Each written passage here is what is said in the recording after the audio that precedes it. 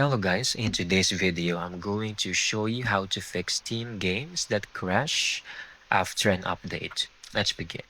So there's going to be a lot of factors for that, but we need to make sure first that your base game actually wasn't having any corrupted or missing files.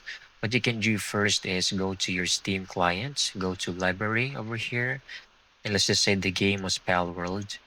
Right click, properties, then installed files.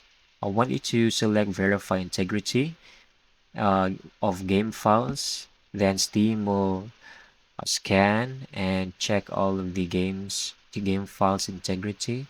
Once done, it will show either there's no missing files, or it will tell you that some files were actually missing and will be reacquired by Steam itself.